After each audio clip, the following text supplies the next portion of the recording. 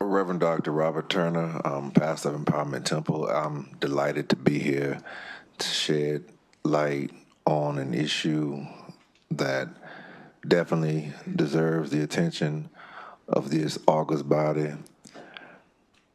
Maryland is a wonderful state, but as every state and every even person, there are some issues in the history and the past practice.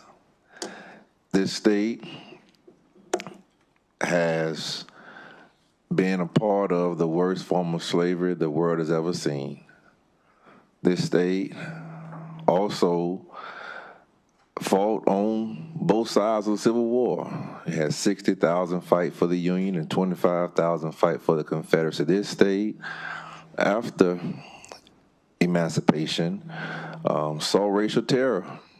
Blacks were lynched indiscriminately.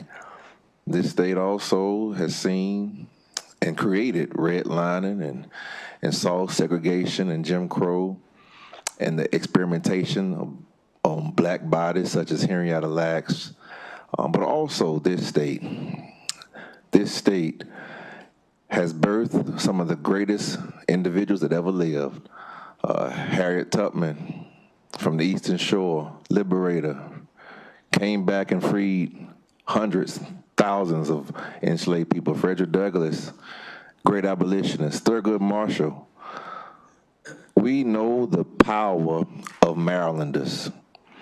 We hope that in that same spirit of Harriet, of Frederick, and Thurgood Marshall, and several others, that this body passes this bill, this committee, so we can truly have a study. Not knowing the history doesn't mean it didn't happen. And not studying to find an answer does not make problems go away. God bless you. Brother Pastor Turner, first of all, thank you so much for your advocacy on this issue. You didn't talk about your literal journeys from Baltimore to the White House by foot each month. And how long have you been doing that with regard to reparations and raising the on this?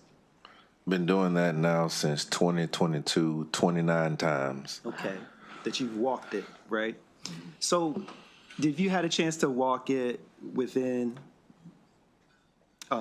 either January or February? Yes. Can you share how that might well be different given the change in administration, how and where we find ourselves today? Yes.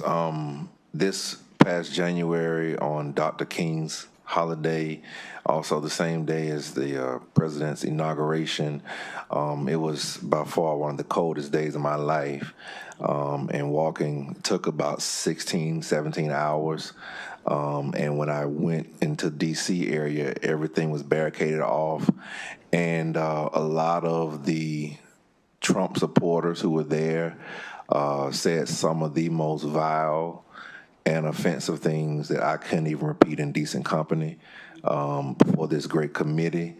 And to my dismay, not only were my hands freezing, but my cell phone battery had died. So I had no access to anybody. And my drivers who escorted me couldn't go through the barricade. So I was literally by myself carrying a wreath of 400 flowers, dyed black, 400 roses dyed black, symbolic of the 400 years of oppression that black people have endured in this nation.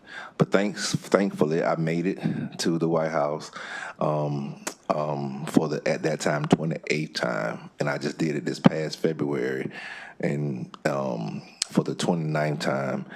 And it was again cold. But I will continue to do it as long as God gives me strength.